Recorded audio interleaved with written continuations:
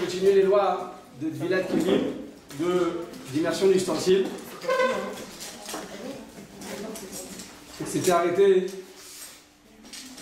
aux ustensiles qui proviennent d'Eretz Israël. J'avais expliqué qu'en Eretz Israël, même s'il y a écrit Made in Israël, c'est juste pour des raisons économiques qu'ils font ça, et en réalité, il n'y a plus aucune industrie en Israël fabrique d'ustensiles. Plus rien n'est construit en Israël, je parle au niveau industriel. Au niveau artisanal, oui, c'est quelque chose qui est fait à la main. D'accord? Alors il faudra le tremper au mikvé. Mais... Il y a une question d'un goy, non? Qui? D'un goy, non? Tu ne trempes pas? D'un goy, excuse-moi. C'est moi, c'est moi. Oui, j'ai compris. Allez, je vous écoute. D'un goy, on ne trempe pas quand c'est un ustensile d'un goy. Un ustensile qui a été fabriqué par un goy, il faut le tremper. Ou qui a appartenu à un goy, il faut le tremper. Mais là, j'ai dit Made in Israël, que c'est construit en Israël. Le gars, il dit c'est bon, j'ai pas besoin de le tremper. Alors j'ai expliqué que c'est pas vrai parce que tout simplement, tout ce qui vient d'Eretz Israël, c'est pas construit en Israël. C'est construit ou en Turquie ou en Chine, et juste en Israël, ils vous mettent l'étiquette Made in Israël. Et donc, on devra le tremper sans bracha. Pourquoi sans bracha? Parce qu'on avait dit que si c'est un constructeur, si c'est un fabricant juif, c'est-à-dire que le patron c'est un juif, mais que les employés c'est des goïms, alors effectivement c'est considéré comme si ça avait été fabriqué par un juif. Le problème c'est qu'en Chine, on ne peut pas s'assurer que toute l'année, 24 heures sur 24, l'usine elle fait que ça. C'est souvent, on va voir une usine, on dit voilà, tu me fais cette Hanoukia à l'approche de Pessah, cette menorah, et pendant un mois ils font que ça. Et après, 11 mois sur l'année, la fabrique retourne au goy. Donc finalement elle ne vous appartient pas, elle n'appartient pas à un juif. Donc c'est un goy qui l'a construit, donc on aura besoin de le tremper. On le trempera tout de même sans bracha. Donc dès qu'il y a écrit Made in Israël, comme on ne sait pas exactement la part du juif et la part du goy, combien chacun investit dedans, c'est qui le majoritaire qui est considéré comme étant patron au niveau de la loi, donc on trempera sans bracha. On peut rentrer dans le cercueil, on trempe sans bracha. On trempe, voilà. Pour ça, on devra... Alors il faut juste comprendre chez nous, eh bien, on ne fait pas ces embrouilles, oui, ça fait comme mon truc, on essaie de comprendre c'est quoi le but, c'est quoi la source, c'est quoi la halakha, qu'est-ce qu'on fait. Mais là, dans ce cas-là, il y a un vrai safek parce qu'on n'est pas en Chine, on ne sait pas exactement la part de chacun. Le juif, le goy, le chinois, on ne sait pas combien, on ne veut pas connaître la réalité. Donc là, on a un doute. Mais en général, dans la halakha, ils sont essayés de couper ou oui ou non. Ou c'est blanc ou c'est noir. Laisser dans le doute, c'est des réponses qui sont très courantes en France.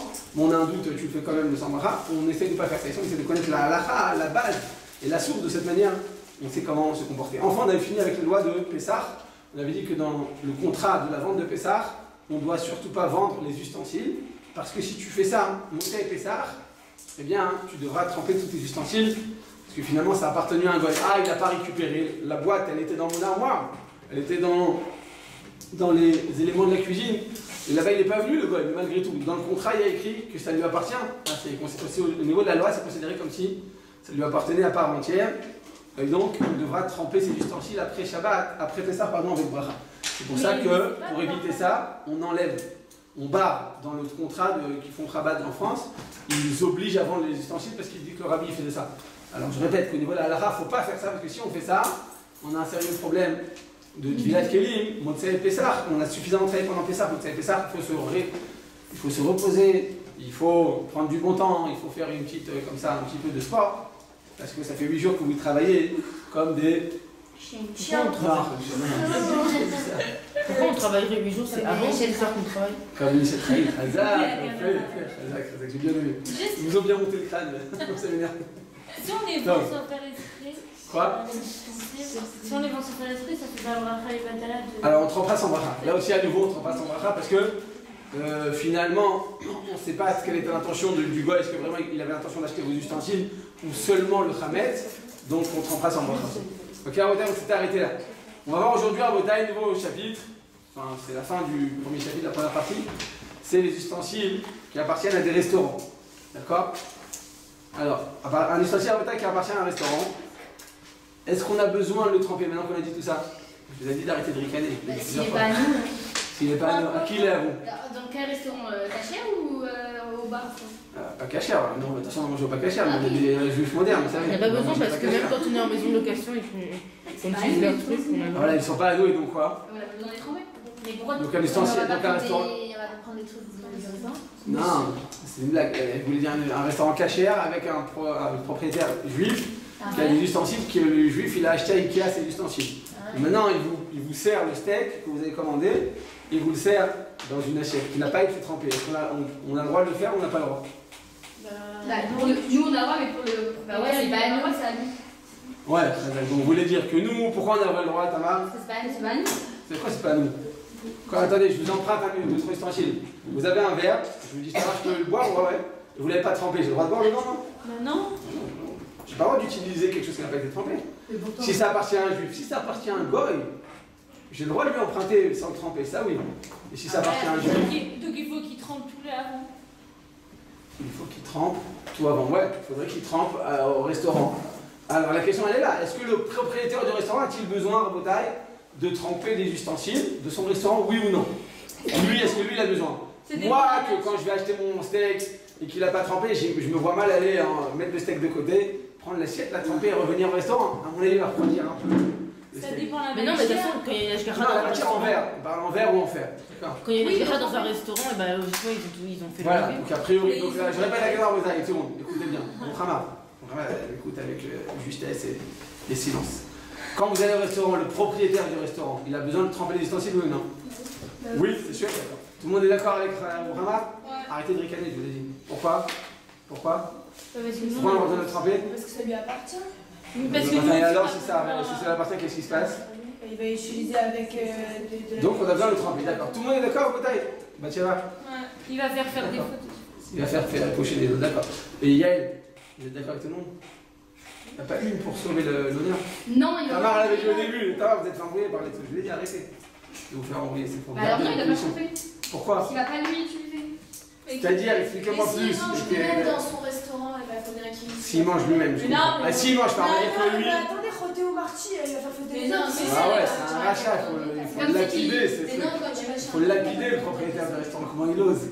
Non, j'ai compris. Bon, écoutez, Nam, vous avez bien un point, je pensais que vous allez vous en rappeler. On avait étudié ça il y a 3 semaines. Comme ça. Un ustensile, ce que la Torah nous a tenu de tremper, c'est seulement les médianes, les fémurs d'un ustensile. Voilà, on apprend ça depuis les médianes, des ustensiles qui ont été ramenés de la guerre de Midian, c'est-à-dire seulement des ustensiles de consommation. Or, je vous pose la question à Tamar, vous étiez sur le point de le dire tout à l'heure, c'est dommage, vous êtes Mais même avec les bijoux, bah oui, avec les bijoux, consommation, c'est-à-dire tout ce qui rentre en contact, parce qu'ils entrent en contact avec un aliment consommateur, ou en cours de préparation. Tamar allait dire, alors qu'est-ce qui se passe maintenant au restaurant à Bretagne? C'est un ustensile de consommation, oui ou non? Pour le propriétaire, c'est pas un ustensile de consommation parce qu'il mange pas dedans. Ouais, lui il mange pas dedans, mais nous, c'est-à-dire moi, quand moi je suis un client, je vais au restaurant, moi c'est un ustensile de consommation? Oui. Maintenant à Bretagne, Mais rappelez-vous. je mange dedans. Je mange dans l'assiette. Non, moi je mange toujours à côté, moi toujours j'enlève le steak de l'autre côté et je le mange sur la table, il a qu'à le nettoyer, je paye le type en Israël. Vous savez qu'en Israël, il faut payer le type. Sur la halakha. Faut payer le type, je vous l'ai déjà dit. C'est une obligation de payer le type. 10% c'est la halakha parce que c'est ça la mascorette. Et quand ils disent pas, C'est comme ça. des fois ils disent de collection. C'est comme aux États-Unis, en France, les serveurs ils sont payés par le propriétaire. Ici, non. Une seconde, écoutez bien. En France, le serveur, il est payé par le propriétaire du restaurant. Donc tu lui donnes un type, tu lui donnes un pourboire, tu lui donnes pas, c'est en plus. Mais en Israël, aux États-Unis et dans beaucoup de pays du monde, ils n'ont pas de mascorette, aucune mascorette. Ils sont payés que par les pourboires. Et donc, tu es obligé de lui donner le type. Des fois, il faut donner 10% et des fois, il n'y a pas marqué. Non, mais des fois, ils n'osent pas vous le dire parce que des fois, c'est des restaurants Il y a de marqué classe. sur la clé. Ouais, mais des fois, c'est des restaurants de classe, ils n'osent pas vous dire rajouter. Mais c'est en Israël, tous les restaurants que vous allez, il faut payer le type. Il faut payer le serveur. Il faut lui donner sa mascorette à lui, c'est 10%. Ça vous a coûté 150 shekels, vous donnez 15 shekels. Ah, vous étiez 3, donc chacun a donné 47 et l'autre 49, l'autre 51 parce que l'autre elle a pris du chocolat sur la glace, elle a pris. Eh ben, elle donnera 5 shekels 10, peut-être donnera 90. Enfin, si vous voulez faire 5 chacun. Ouais, c'est plus c'est cher, plus il faut donner un. 10%. C'est en fonction de 10%, en fonction de. Si ça a coûté 100 shekels, c'est 10 shekels. Si ça a coûté 1000 shekels, vous donnerez 100 shekels. Donc en Bretagne, on a dit. Donc, on revient à ce qu'on disait.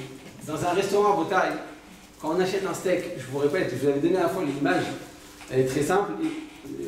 La question elle est comme ça, vous achetez un steak. Combien il coûte le steak à Rami Lévi au supermarché? Il coûte, si vous achetez un très bon steak de meilleure qualité, voilà, 70 shekels, c'est le grand, on va dire un 500 grammes comme ça, c'est le dernier carat, 70 shekels. Non, vous allez au restaurant, vous achetez un steak de 500 grammes, il va vous coûter au moins 350 shekels. Non, pas 200 shekels. 120 shekels à 350 grammes, voilà. C'est alors que je vous invite tous à Bodaï demain pour le repas du midi. Ah oui, Ne mangez pas ici. 300 grammes, c'est dans un bon restaurant. Et ouais. 190 shekels. Ah, en après-midi peut-être. Non, Le soir, Le soir, ouais. un 350 grammes. 350 grammes. Bah, c'est peut-être la cachère alors. Ah si, parfois. Peut-être c'est la cachette. Bon, c'est pas cher en tout cas, d'accord. Bon, tu sais, là. Non, parce qu'il faut me donner les adresses, parce que moi je vois à chaque fois les Shidouri, ils me demandent quel restaurant aller et tout ça. Et qu'on doit faire une demande demain soir. Vous lui donnez C'est lequel? C'est l'autre route. Ah ouais. Ah ouais, mais c'est le feu dans les Tarnat d'Elec, c'est pas très romantique tout ça. Un Shidour qui va lui demander demain en mariage. C'est dans une station-service, non? C'est C'est pas C'est son service. dans un super beau resto. Non, en fait, c'est pas la même ville. Ouais, c'est pas joli. Ah, c'est bien là-bas. Il y a la Michel. Oula, non, j'ai pas. Non, après le mariage, il pense qu'il veut. Après le mariage, c'est moi qui ai déjà. En tout cas, à Bodaï, comme je vous disais, quand tu achètes ce steak, d'accord, donc si c'est un steak de 500 grammes, tu vas payer au moins 250 shekels. Maintenant, le coût du steak est 70 shekels. Qu'est-ce que tu payes en plus? Tu payes le service, le cadre, la musique, le serveur, la propreté du tablier de ce serveur qui est très sympathique avec toi. Tu lui prends la tête, c'est pas assez cuit, c'est well done, rajoute tomate du sucre. Il va, il court, il revient, il te fait tout ça, il te fait un sourire, il te dit merci à chaque fois que tu lui prends la tête. Parce qu'en réalité, ce que tu payes, c'est pas le produit brut, c'est tout le service, c'est tout le cadre. C'est-à-dire que finalement, en taille, ton assiette, c'est une super grande assiette, plus tu vas dans les restaurants gastronomiques, c'est une très grande assiette et tout le truc. Et il y a un tout petit truc comme ça minuscule à manger dedans. Tu payes quoi? Tu payes le produit brut, tu payes les matières premières? Non. Tu payes tout ce qui va autour. Et donc, finalement, l'assiette, c'est pas un ustensile de consommation, c'est un ustensile de vente. L'ustensile de vente, t'as pas besoin de tremper à la bouteille. Et je vous l'avais dit ça au début de l'année, on a commencé par ça. Oui. Comment oui, vous m'avez pas dit ça, non? Mais c'est pas un ustensile de vente là. C'est comme le pot de confiture. Voilà, là, je vous répète, vous avez payé. Vous êtes con, regardez la bouteille, regardez comment. Non, mais les juifs, on est un juif en général. Et avec quoi il cuit? Un juif en général, il réfléchit vite, oui, non? Tu te dis, attends, je vais au restaurant, je vais payer ce steak, je vais payer 300 shekels alors que je peux me le faire à 50 shekels. Pourquoi tu es prête à payer quand même? Parce que tu t'es dit, ça vaut le coup, c'est cadre, ça va me changer, je vais voir de la musique, je vais un peu me dépayser. Tu es prête à payer tout ça pour le cadre. Donc finalement, tu payes justement cette assiette, tu lui donnes un prix. Cette assiette, quand tu le manges dedans, c'est pas un ustensile de consommation, c'est un ustensile de vente, de présentation, et un ustensile de vente n'a pas besoin d'être trempé. Alors, ils n'ont rien besoin de tromper, même. Il n'y a pas besoin, dans un restaurant minadine, selon la stricte loi, tout ce qu'on mange. Et il cuit dedans. Même la marmite, Ouais. la marmite, Les ouais, casseroles. non, montrez la marmite, ouais, vous avez besoin. Ah, Attendez Dans la une seconde, cuisine, ils la ont marmite, besoin. ça fait une seconde. Non, c'est la même chose. Tout ce qui va dans un restaurant, Ils sont en train c'est de dans le cuire. but de pouvoir le vendre à quelqu'un. Donc tout est considéré comme un ustensile de vente. Tout ce qu'il y a dans un restaurant. Un C'est traiteur. la même chose pour un hôtel, un traiteur, tout ça, ça a un prix. C'est-à-dire que quand il te vend le plat, finalement, tu payes un prix qui coûte au moins 5 fois le prix de revient, au moins, si c'est pas plus, pour pouvoir tout simplement être bien présenté. Donc finalement, l'ustensile dans lequel tu manges n'est pas un ustensile de consommation, c'est un ustensile de vente, et l'ustensile de vente, tu n'as pas besoin d'être trempé. Imagine-toi, tu viens, tu lui donnes un steak, il te le donne comme ça, il te le pose sur la table et tu lui dis vas-y mange. Il te le donne et il te dit je te fais moitié prix. Non, tu sais quoi, je te fais le tiers du prix. Les juifs, on a bien dit attends 210 shekels c'est le steak, 70 shekels et je le mange sur la table, ça va, je mange 3 minutes. On est prêt à le faire ou pas? Pourtant, le tiers du prix, tu te rends compte, 70 shekels, tu peux en manger 3 des steaks. Tu peux en venir 3 jours d'affilée à l'entrepôt, 3 jours d'affilée. Ça vaut le coup ou pas? Vous êtes prêts à le faire? Non, c'est impossible. Pourquoi? Parce qu'on est comme ça. On aime bien payer pour le, d'accord, pour le style, pour l'ambiance. C'est comme ça.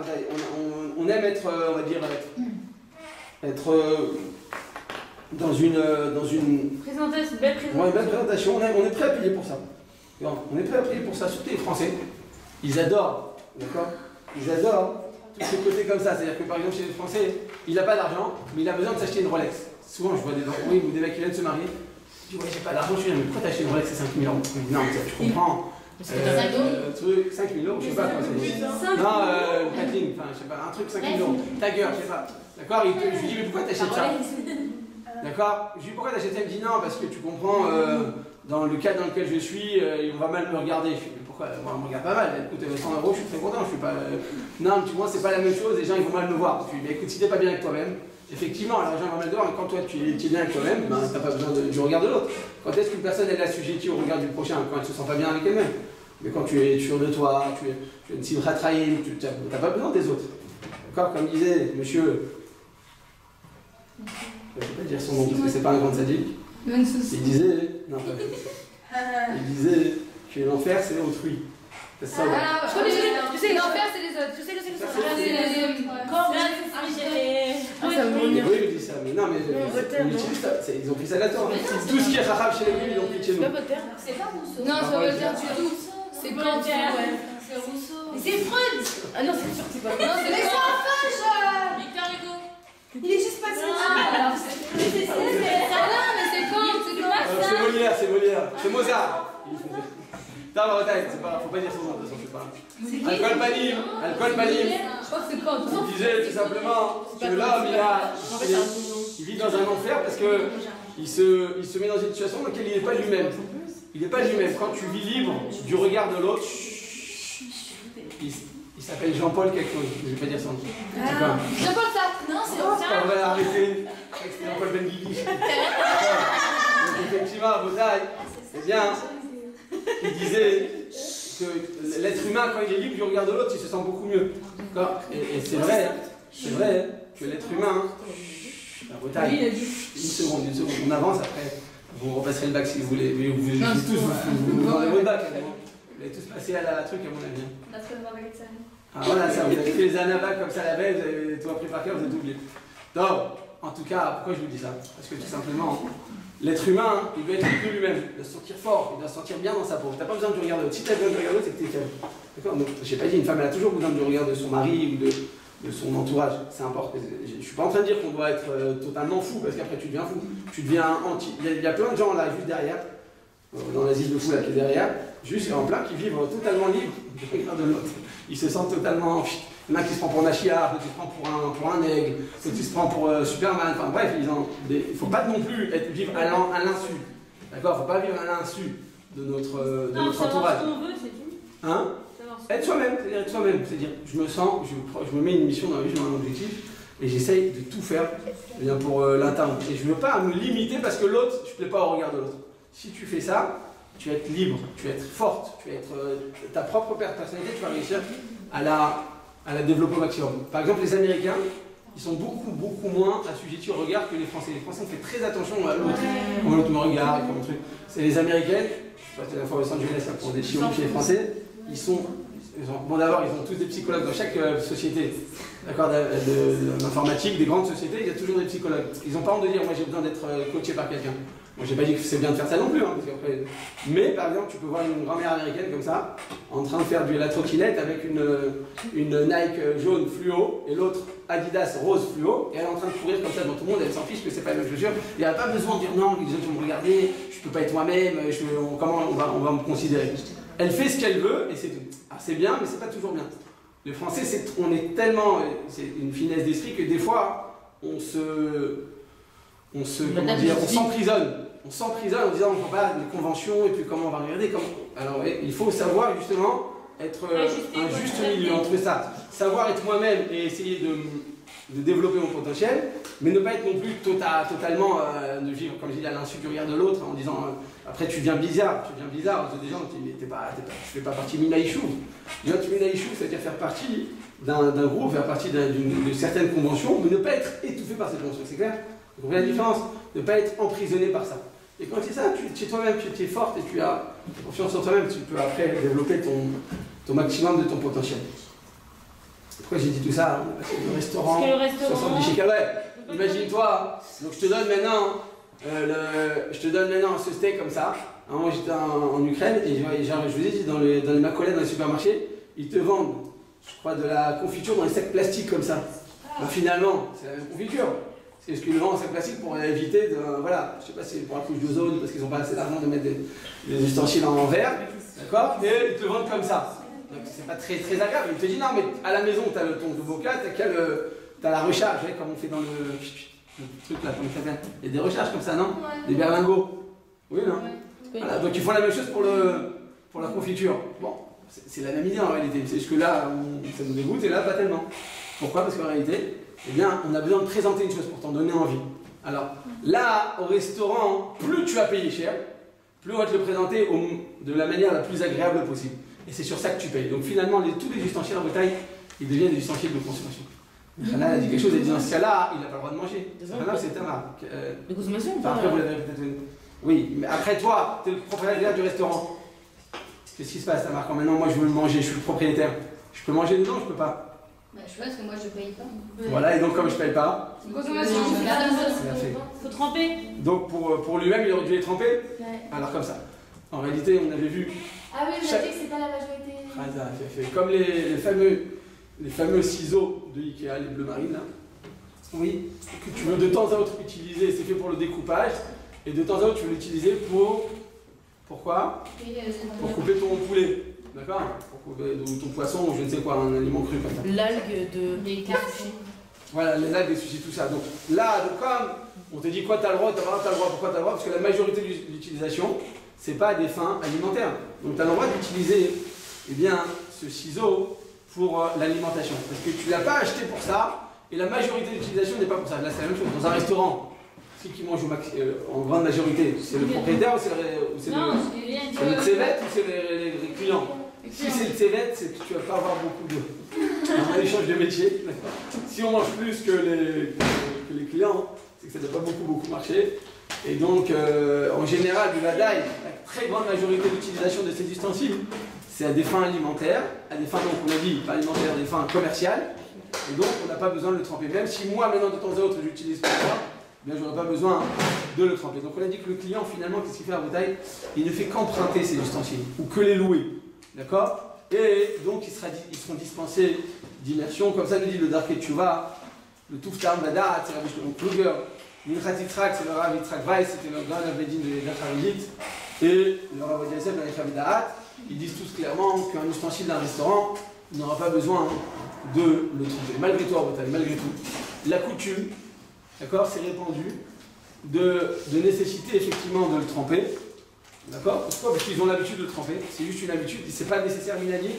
Et donc, on le trempera. Et s'il le trempe, ce sera sans bracha. Qu'est-ce qui se passe si maintenant c'est difficile? J'ai fait maintenant un camp de vacances pour Pessah, je suis parti en Grèce. D'accord? Je suis parti en Grèce et là-bas, eh bien, j'ai un restaurant ou j'ai un catering, j'ai un traiteur. D'accord? Dans ce cas-là, aller au mikvé, tu es tout seul dans un pays, il n'y a même pas de mikvé, tu dois aller à la mer, tu vas faire tomber la moitié, ils vont se casser. C'est insupportable. Je ne sais pas si vous avez vu prendre une agala, vous avez déjà vu pousser une agala, un chariot sur du sable, vous avez déjà vu comment ça fait? Ça fait des sillons, c'est impossible. C'est pour ça que des fois ils font pour les gens handicapés. Dans chaque plage en Israël, ils ont imposé que les gens handicapés qui ne peuvent pas rentrer dans l'eau. Alors c'est les sauveteurs qui les trempent. Il y a des très grosses roues comme ça, c'est très grosses, parce que quand c'est des grosses roues, ça peut faire des sillons, ça passe imbriqué dans le sol. Donc non, dans le sol. Donc finalement, non, donc on ne trempe pas. Alors comment faire? Comme certains donc, ont eu la coutume de tremper, on l'offre à un goy. On avait vu la dernière fois qu'une des 5 solutions dans lesquelles tu ne peux pas tremper ton ustensile électrique, vous vous rappelez? Ou électrique, ou bien quand tu as imagine-toi, tu as une très grosse marmite.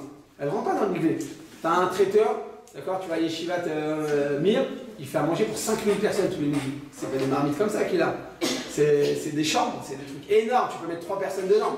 C'est énorme. Alors là, il n'y a pas de mikvé maintenant qui est aussi grand que ça. Comme il n'y a pas de mikvé, donc qu'est-ce qu'on te dit? Eh bien, tu auras le droit de le vendre, de le donner à un goy et de le lui emprunter. Quand tu donnes à un goy, on a dit, le fait de lui emprunter, tu n'as pas besoin de le tremper. Donc ce sera la même chose. Donc je répète, un restaurant n'a pas besoin de le tremper, parce que ce n'est pas un ustensile de consommation, c'est un ustensile de vente. Et toi, le client ne fait que louer ou qu'emprunter ces ustensiles, donc tu n'as pas besoin de les tremper non plus. Le propriétaire non plus n'a pas besoin de les tremper. Pourquoi? Pourquoi? Parce que la majorité de son truc, c'est pour. La majorité, c'est pour la majorité de son utilisation. Eh bien, elle est utilisée à des fins commerciales, d'accord? Et donc on n'a pas besoin de tremper. Même pour lui, il n'aura pas besoin de tremper. Et enfin, on a dit que malgré tout, eh bien certains ont eu l'habitude de tremper des ustensiles parce que finalement, je mange dans ce steak, je mange dans cette assiette. Comme je mange, donc ils ont eu l'habitude de le tremper. Alors, si il le trempe, ce sera sans bracha. Et s'il ne peut pas le tremper, alors il les offrira à un goy et il le lui empruntera. J'ai des questions. Selon, oui. Premièrement, quand on a dit que le propriétaire, c'est pas le droit de son utilisation, si par exemple tous les jours, il mange, enfin à chaque repas, il mange lui aussi dans son restaurant. Mais c'est quand même. Il a combien? Il a 100 clients, c'est en fonction du nombre de clients. Ouais, c'est-à-dire que la majorité des assiettes, ils utilisent. Ah, vous avez raison. S'il utilise toujours la même assiette, il y a son nom dessus. Vous savez, ou bien sa fille, elle lui a acheté pour son anniversaire le verre Bah, dans avec ce sa cas, photo et la photo d'un rat. dans ce cas, ça fait plus. Et là, c'est à lui. Voilà. Même si c'est au restaurant, il fait que l'utiliser. D'accord. Il fait que l'utiliser, même si c'est au restaurant. C'est-à-dire quand c'est son assiette, on va dire personnelle, alors vous avez raison. Même si Mais c'est quand maintenant j'ai une assiette tous les jours et qu'il y en a 100 au restaurant, j'utilise une sur 100, j'ai pas besoin de tremper. Parce que les 99, j'ai. ça marche aussi pour La majorité. le client qui a sa propre assiette aussi comme le propriétaire. Ouais, non, parce que là-bas c'est toujours l'ustensile de vente. Pour le client, c'est toujours l'ustensile de vente, il n'y a jamais besoin de le tremper. Pour le propriétaire, l'ustensile de consommation. On aurait besoin de le tremper, mais comme la majorité, elle est plutôt à l'équipe d'immersion, alors effectivement, le propriétaire n'a pas besoin de tremper. Ok, j'ai une question. Oui. Donc vous avez dit que les trucs de consommation, enfin, c'est pas des stations de consommation parce que c'est des stations de vente, mais les marmites et tout ça, c'est. Ouais, c'est les marmites. Aussi, c'est la même chose. Non, mais Attendez, les marmites, une seconde. C'est fait, une seconde. Quand vous cuisez dans la marmite ce steak, d'accord, dans cette poêle, vous la cuisez dans quel but dans vos tailles? Le faire à manger. De vente. Oui, pour faire à manger. Là, on fait pas un tennis en général avec une marmite, avec un truc. Bah, ok, mais faire à manger, genre. Oui, genre. Voilà, mais aux gens, pas à nous, pas sur nous. Donc c'est pas l'essentiel de consommation, c'est l'essentiel de vente aussi. Ah, je vends pas dedans dans la poêle. D'abord, il y a des restaurants dans lesquels ils font des marvates. Vous savez, tu prends un gratin de pommes de terre et tu le laisses dans la poêle. Vous avez vu ça? C'est juste bouillant comme ça, ils te mettent une assiette en dessous. Bon, alors ça, va dire que c'est un style de vente, on est d'accord. Mais même la véritable marmite, finalement, le propriétaire, il a acheté pourquoi cette marmite? Pour vendre dedans, pour pouvoir. Pas dedans. Pour vendre l'aliment qui va être cuit dans cette marmite. Et donc, effectivement, il sera quitte d'immersion. Donc, en retard, qu'est-ce qui se passe sur ça? On va juste avancer après. Après, je vous réponds. Qu'est-ce qui se passe en retard dans un établissement public? Donc, dans un hôpital. Ou bien à l'armée en Israël. D'accord? À l'armée d'Israël. Ça va vous la place un peu ou pas? Non. Réfléchissez à vous. Pourquoi oui, pourquoi non? Tremper quoi? C'est une consommation, c'est gratuit. Tremper quoi? Dans un établissement public. Ah, Un hôpital, un bureau, une synagogue, une yeshiva. Dans ces endroits, peut-être. D'accord? Un hôpital. On va dans un certain hôpital parce que l'hôpital va dire c'est gratuit, on va dire. D'accord? Ça c'est gratuit. On paye pas. Ouais, d'accord. On verra. L'homme chalet, dites-moi comment on considère l'hôpital? Comme un restaurant ou comme la maison? Comme la maison. Ça ressemble à quoi plus? Mais non, c'est obligé la Mais non, la maison, c'est gratuit. Ouais, alors c'est gratuit. Bon, Oui, mais gratuit. c'est pas toi qui fais le manger. Enfin, je sais pas. Si on. Ça c'est gratuit. Si on est chutafim dans un appartement, on est associés. On vit tous dans un appartement, on est associés. D'accord? Chacun il paye ce truc. Alors qu'on est dans un tremplin dans ce cas-là. C'est pas parce qu'on paye. Là, quand on paye un restaurant, c'est autre chose. Mais quand on paye dans. C'est pas le fait de payer qui va. C'est pas gratuit ou pas gratuit qui va changer. Non, alors c'est comme un restaurant. Non. Donc on a besoin de le tremper ou pas alors? Dans un hôpital, il faut le tremper oui ou non? Il y a beaucoup. Oui. Oui ou non? Oui, non, j'ai bien aimé. Ou non, oui, peut-être. Non, mais il faut le tremper ou faut pas le tremper? Je sais pas. Ça, c'est une bonne réponse. Ça, c'est la réponse de Tracham. C'est-à-dire qu'il y a un oui, pourquoi? Il y a un non, mais je sais pas, c'est au moins. Tu donnes une réponse précise. C'est je sais pas, c'est bien. Mais finalement, non, mais il faudrait le tremper à un hôpital ou pas? Si, elle va savoir. Je suis sûr, elle va savoir. Bah, devine. D'après vous, c'est quoi le tzad que oui, c'est quoi le tzad que non? Bah oui, c'est-à-dire il va utiliser, il va être un ustensile de consommation. Il a fait moi, donc ça c'est le tzad que oui. Voilà. Donc c'est-à-dire que le client, enfin le malade, d'accord? Ou elle a couché quoi, pour des bonnes nouvelles. Elle va manger dans sa soupe et le non, c'est que. Je sais pas du tout. Réfléchissez. Par rapport au restaurant. On est que le restaurant, c'est l'exemple du non, d'accord? C'est l'exemple par excellence du non. Alors, le restaurant, l'hôpital, Naomi. L'hôpital. Vous croyez vraiment que c'est gratuit un hôpital? Mais sinon, tout Dans un hôpital, vous croyez vraiment que c'est gratuit? Personne, même si vous ne payez pas à l'hôpital, vous ne payez pas. Pourquoi vous ne payez pas à l'hôpital? Parce que. Pourquoi on ne paye pas un hôpital? Parce que la caisse d'assurance, la mutuelle. Non, c'est pour répondre à Rama. Parce que. Mais juste, je répète, un hôpital, quand vous êtes dans. Vous voyez vraiment que c'est gratuit? c'est pas gratuit, c'est pas gratuit. Même si tu payes pas sur place, même si tu payes jamais, c'est ta mutuelle qui paye, c'est la caisse d'assurance, mais c'est payé, c'est jamais gratuit à l'hôpital. Donc non, on ne trempe pas. C'est-à-dire quoi, on trempe pas? C'est comme un restaurant. On trempe trempe pas, c'est dans le même cas. Donc c'est ça la question, est-ce que c'est comme un restaurant ou pas un restaurant? Donc on trempe pas? Oui, on trempe pas. D'accord, donc qui dit tremper, qui dit pas tremper? Dans un restaurant, c'est fait que pour là, parce qu'on est hospitalisé, il va pas vraiment. C'est pas pour un service. Mon restaurant, ça marche. Moi, je dis un trempe, je crois. Ouais. Moi, je dis un trempe. Attendez, vous savez quoi? Ben non, on va pousser. Vous êtes la personne est partie accoucher à l'hôpital, elle reçoit donc son plat, et son plat ne lui convient pas, madame. D'accord? Madame refuse de manger cette soupe parce qu'il lui manque de harif, d'accord? Et à la cuisine, ça a été fait par une femme qui mange pas beaucoup de harif, donc elle n'est pas contente. Qu'est-ce qu'elle fait? Elle peut dire c'est pas acheté, ça veut dire remboursez-moi, je suis pas d'accord? Non, elle va acheter, non. Elle se débrouille. Ouais. Elle se débrouille, voilà, on est d'accord. Il n'y a pas le choix. Ah, t'as payé, c'est pas parce que t'as payé. Vous avez compris tout à l'heure que j'ai dit? C'est pas parce que t'as payé que ça devient un restaurant, ça devient pas un restaurant, ça dépend dans quel secteur. Si t'as payé pour comment dire, pour ce que ça coûte, alors c'est pas considéré comme un ustensile de vente. Quand on mange au restaurant, c'est pas un ustensile de vente. Ici, au séminaire, ou nous, quand on mange au collège, c'est pas un ustensile de vente. Ah, même si on paye pour ce qu'on mange, mais c'est pas un ustensile de vente. On paye parce que c'est les dépenses que ça a occasionné, c'est ce que ça a coûté. D'accord, maintenant c'est pas vous qui le payez, c'est d'autres personnes, c'est le responsable, c'est l'intendant, c'est le half-bait. Alors, mais finalement, c'est pas parce que tu as payé que là-bas, le restaurant, je vous avais bien donné le cas, ça coûte tant et tu payes le triple du prix. C'est-à-dire que c'est au moment où tu vas prendre cet ustensile, en tête, toi tu l'utilises comme un ustensile de vente. Et c'est seulement Clémidiane qui est Khayab Bedvila. Et donc, on n'aura pas besoin de le tremper. Mais quand tu es dans un hôpital, finalement, l'hôpital, ça te fait quoi? Eh bien, c'est vrai que tu payes à l'hôpital, mais ce n'est pas un ustensile de vente. C'est un service public. C'est-à-dire que maintenant, cet établissement, il est considéré comme étant un établissement de... Comment on dit de? Bienfaisance. Non, j'ai dit service public, ça dit? Ouais, service public. Un service public, donc maintenant, ils sont là. Et ils te proposent un plat. Eux, leur but, c'est pas de t'offrir un plat, ma petite. Ils te donnent à manger pour pas que tu meurs sur la table d'opération. Mais eux, ils ont pour but de te faire une opération, de te guérir de quelque manière que ce soit. Pour pas que tu tombes malade, ils te donnent à manger. On est bien d'accord? C'est pas la même chose. C'est pas parce que tu payes, ça devient obligatoirement un restaurant. Est-ce que c'est clair pour tout le monde en Italie? Donc le Maskana, on va retrouver dans Arbar, qui est au milieu là-bas, et ça fait plaisir de le voir, enfin, la famille. D'accord? Il dit que finalement, c'est bien dans un hôpital, à l'armée, dans une synagogue, dans une yeshiva, dans un séminaire, il faut tremper les ustensiles. Ah, pourtant tu payes, ça ne change rien. Parce que finalement, eh bien, tu manges. Comme tu manges dedans, dans ces ustensiles, c'est considéré comme étant des ustensiles de consommation. Et c'est pas dans un but commercial, c'est pour servir le public. D'accord? C'est comme finalement une très grande famille. Imaginez-vous, je sais pas, dans une famille, je sais pas, chez Zara, on va se marier avec 25 femmes.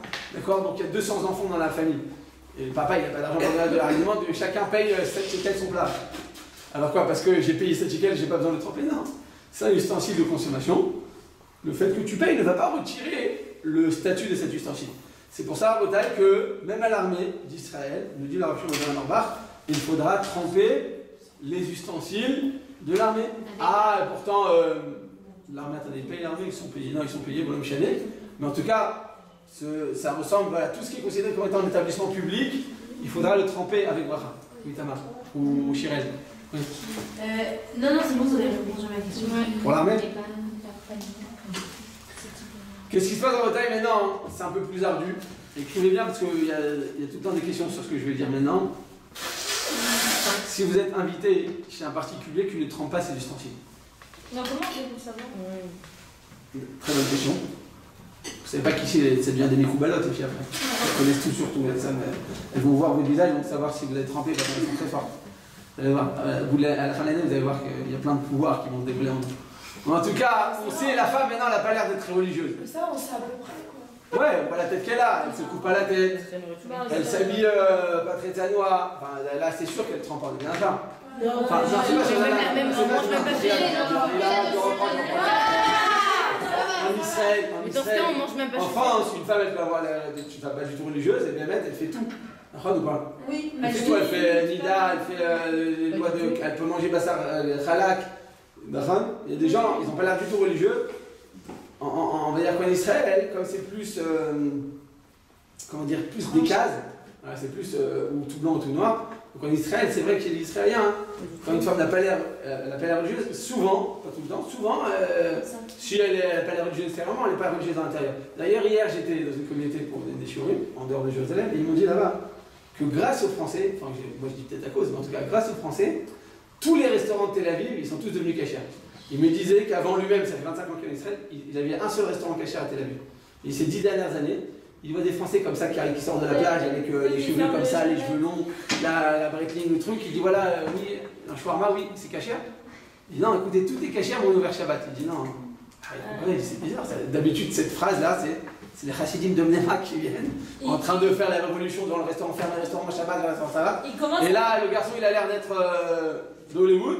Et il me demande est-ce que c'est cachère, il a les mêmes répliques que le rachid. Donc les Israéliens ils disent c'est bizarre, ça rentre pas dans leur truc. Donc ils ont réussi à tout changer, tous les restaurants de Tel Aviv, je sais pas tous, mais en tout cas la très grande majorité, ils sont tous devenus cachère que grâce aux Français. Ils commencent à fermer là. Et comment ça? À fermer. Voilà, ferme Shabbat. Ouais, à cause de ça, parce qu'ils se disent ils ont un intérêt. Ils disent ils gagnent beaucoup plus d'argent, les Français viennent en masse à Tel Aviv pendant les vacances. Et à cause de ça, hein, non j'ai dit à cause parce qu'à cause de ça, après il y a de plus en plus de Français.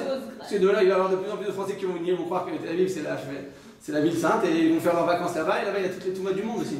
Pour les vacances, tu vas là-bas, chez Mishmor, il y a tout ce qu'il faut pas dans cette ville. C'est grave. Voilà, pour les gens qui sont loin de la Torah, c'est grâce. Mais pour les gens qui sont religieux, ou un peu religieux, ils vont là-bas. Là-bas, on va voir tout ce qu'on ne s'imagine même pas. Ce qu'on n'aurait pas vu en France. Parce que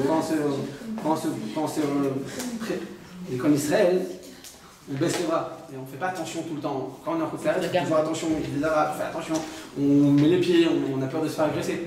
En Israël, on se sent protégé, on se sent bien. Donc comme on se sent bien, on baisse les bras. Quand on baisse les bras, alors les Sahara, on est beaucoup plus vulnérables. C'est pour ça qu'ici, il faut faire plus attention par contre ça.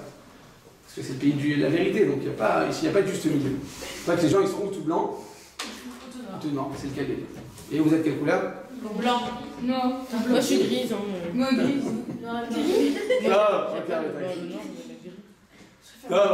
Alcool, panim. Alcool, panim, rabotaï. Donc on a dit comme ça. Quand tu es invité chez un hôte qui ne trempe pas chez l'ustensile, alors on n'aura pas le droit. Écrivez-moi ce que je veux dire parce qu'il y a beaucoup de nerfamia, beaucoup d'implications à ce que je veux dire. On n'aura pas le droit de goûter des aliments qui lui sont présentés. Pourquoi? Parce que tout simplement, elle n'a pas trempé ses ustensiles. Donc, si tu vas chez une personne, tu as Bekoshi, elle a acheté, des fois tu as une tante, d'accord, elle habite à Beersheba, ça fait 13 ans que tu ne l'as pas vue, tu as ta Jacqueline. Tu vas la voir, elle te dit ma fille, on m'a dit que tu étais une Lubavitch, parce que chez les gens religieux, on est tous des Lubavitch. D'accord. On m'a dit que tu étais. Hein? Non, les Français ne connaissent pas cette expression. Pour les gens, les gens qui sont très loin, je sais pas, qui viennent de villes perdues, Bordeaux et tout, dès que tu es religieux et que tu as une barbe et un chapeau, tu t'appelles un Lubavitch. Donc ils te disent écoute, ma fille, comme je sais que tu es Lubavitch, donc je t'ai acheté des produits qui sont cachés. Maintenant tu regardes, elle te montre les Hashgarot, ces trucs corps de Ravanim comme ça qui sont en prison. D'accord? Tellement c'est pas de bonne qualité.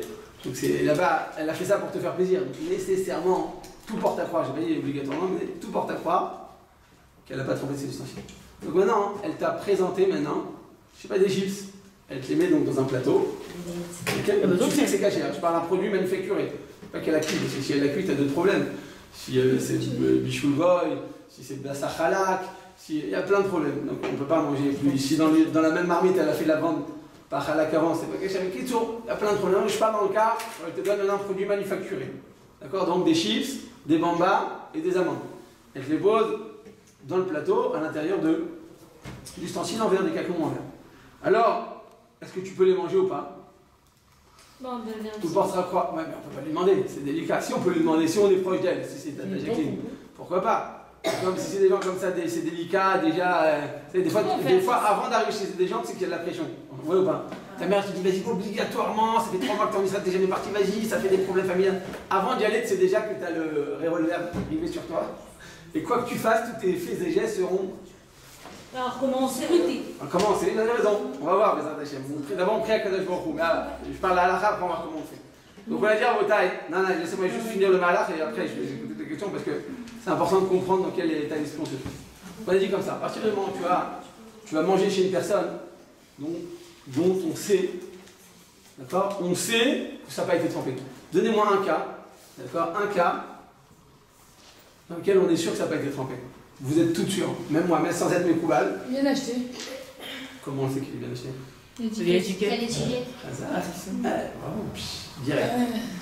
On voit, elle te donne le verre et tu vois en dessous le verre, tu vois qu'il y a le. On pourrait pas tremper avec l'étiquette. Donc tu vois, mais des fois tu vois même que ça n'a pas été trempé. Des fois tu vois qu'il y a une étiquette, on essaie de la gratter. C'est-à-dire, donc là peut-être qu'elle a trempé. Mais quand l'étiquette elle est toute fraîche, d'accord? Ou je sais pas, c'est juste à l'époque des sels, des miftaïm, comment on dit? Des soldes. Des soldes à Ikea, d'accord? Ouais, c'est l'époque de soldes de Ikea, et puis c'est sûr, on est parti, elle a fait le truc, et tu arrives chez elle à la maison le jour même. Donc nécessairement, ça n'a pas été trempé. Donc dans ce cas-là, t'es là, on te dit quoi? On pourra manger dans ces ustensiles ou pas? Interdit. De quelle manière, dans quel cas je pourrais manger? Si elle me les a présentés, ou bien des ustensiles en plastique, d'accord? Ou en bois, ou en porcelaine à la rigueur. Mais en porcelaine, on avait dit qu'en porcelaine on trempera du bracha, parce que, d'accord? On avait expliqué pourquoi. Mais c'est obligé, c'est pas obligé. En conclusion, on a dit qu'il faut le tremper à l'autre, c'est pas notre porcelaine à nous, il faut la tremper. Quoi? Peut-être qu'il a emprunté d'un goy, non, mais qu'il ne sait pas, tu vois. Qui? Bah, je sais pas, je l'ai emprunté d'un goy. Quoi, c'est un pauvre? Non, des fois, parce qu'on ne peut pas les tromper, alors on emprunte un goy. On le vend un On goy. le vend, après on lui emprunte. Donc ça, c'est que des David qui vont faire ça. Les gens qui ne savent pas, ça se trouve. Non, c'est un grand truc, c'est une machine à café ou je sais pas. Ouais, d'accord. C'est-à-dire, mais qui connaît ces solutions, Vital? C'est pas des gens normaux? Bah, nous, on connaît. Bah, nous, parce que vous êtes des fidèles armés, mais pas, les gens ils connaissent pas ça à la route. Dans les collèges libres, je leur apprends ça à la route, mais ouais, personne ne connaît, c'est pas des trucs quotidiens. Après, donner un goy et lui emprunter, c'est très particulier. Je vous avais dit que dans l'immeuble où j'étais, il y avait une femme âgée, c'est vrai, en Israël. Je vous avais déjà dit, non? Non. Il y a des Philippines comme ça, Chirel. Ouais, qui aident les. Encore magnifique. Elle aide les personnes âgées. Voilà, les Philippines. Maintenant, les Philippines, les Césaines, elles viennent pour les personnes âgées. Et une fois, donc, je sais plus, j'avais un ustensile comme ça en électrique. Et j'ai tapé à la porte, j'ai dit voilà, bonjour. Je sais pas, parce que moi je parle très bien anglais, donc je commence à lui parler. Le temps qu'elle comprenne, le temps qu'elle comprenne. Bref, alors elle me dit bon, mais en fait, j'essaie de lui parler en anglais, je vois qu'elle me parle en hébreu, mais en hébreu elle parle mieux que moi encore. Encore sans accent, sans rien. Elle me dit, vous voulez que je fasse le kinyan, les filles à Chazonish, ou les filles à Shlomo Zalman Auerbach? Je lui dis, comment elle m'a dit, vous voulez que je fasse Agba'a ou qu'on fasse un kinyan Shtar? En fait, elle était super forte parce qu'elle me dit qu'elle avait grandi à Bnei Brak. C'était une Philippine qui avait été importée à Bnei Brak, et là-bas, elle avait, je crois, elle s'occupait d'un couple de personnes âgées, c'était un rave. Donc elle connaissait toutes les chitotes, et là-bas, elle faisait tous les trucs. Donc finalement, je suis tombé sur une Philippine qui connaissait toutes les halachot, qui m'a appris d'halachot. C'était simple. Donc ça pour dire qu'en général, quand tu vas chez quelqu'un, tu sais si elle a trempé ses ustensiles ou tu ne sais pas, c'est-à-dire que ça se voit plus ou moins. On n'est pas sûr, mais tout porte à croire. On avait vu que quand toute la Torah est basée sur Rouba et Chazaka. C'est quoi Rouba et Chazaka? Chiral, c'est quoi Rouba et Chazaka? On l'avait dit au tout début. Chiral, C'est quoi la question? c'est quoi Rouba et Chazaka? Rouba, c'est pas la majorité. Ouais, c'est la majorité. Et Chazaka? Quoi? Chazaka, c'est la présomption là. Plus important. Bah, tu vois, la présomption. On avait dit que toute la Torah elle est basée sur la présomption et sur la majorité. On avait dit que même, à l'époque du Sanhédrin, on pouvait même tuer une personne, enfin la punir, selon Rouba et Chazaka. C'est-à-dire que si on a le rov, tout porte à croire que, s'il y a des statistiques, s'il y a des présomptions plus accentuées, alors effectivement, on s'appuie dessus même pour pouvoir déterminer le psaque, on dit dans un beldin, dans un tribunal, on va la décision là, du tribunal, on va la déterminer en fonction de, même si tu n'as pas vu, même si tu n'as pas de témoin, on va pouvoir la déterminer, la fixer en fonction de la majorité et de la présomption. C'est-à-dire que la Torah donne beaucoup de poids à la majorité et aux présomptions. On avait vu dans en tout début du trotte cache-route. Il dit par exemple un aliment, d'accord, un aliment qui est infecté à plus de 50%, d'accord, c'est-à-dire que, je sais pas, des fraises rouges, des salades vertes, d'accord, tout ce qui est fruits rouges ou tout ce qui est salade verte, la majorité, d'accord, c'est infecté. Alors, tant que tu ne l'as pas vérifié, tu transgresses l'interdiction de la Torah. Ah, pourtant, j'ai pas vu d'insectes, j'ai pas vu de vers, mais comme la majorité de ces aliments, ils sont infectés, donc quand tu le manges, tu transgresses l'interdiction de la Torah, même si tu n'as pas vu l'insecte. Et quand tu le vérifies, tu retires maintenant la présomption d'impureté, de non-cacheroute qui va peser sur cet aliment. C'est comme le sang dans les œufs. Alors, le sang dans les œufs. Ça tombe entre ça, en fait. Alors, ça dépend, ouais. Ça dépend de quel. D'abord, ça dépend de quel œuf, est-ce qu'il est fécondé ou pas fécondé. Ça dépend à quel endroit de l'œuf il se trouve. Donc, vous avez raison que même dans ça, on va s'appuyer sur la majorité. À notre époque, la majorité ne sont pas fécondées, parce que c'est fait dans de manière industrielle. Et donc, il n'y a plus de coque qui va s'accoupler avec la poule.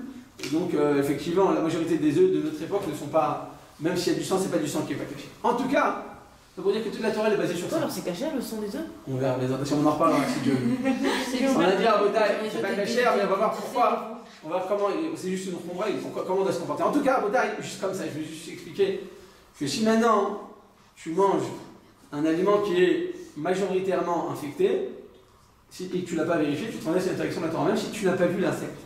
Même si finalement il n'y avait pas d'insecte, comme il y avait la présomption, il avait l'étiquette sur lui d'être infecté, alors tu te rendais sur l'interdiction de la Torah. Et inversement aussi, si tu consommes un aliment qui en général n'est pas infecté, je vous avais donné l'exemple, Mathieu, je vais donner l'exemple de quoi? Des poivrons. Vous avez dit qu'il y a un livre dans lequel tu vois un long poivron comme ça, une aubergine, pardon, avec un très long ver de terre. Toute l'aubergine est.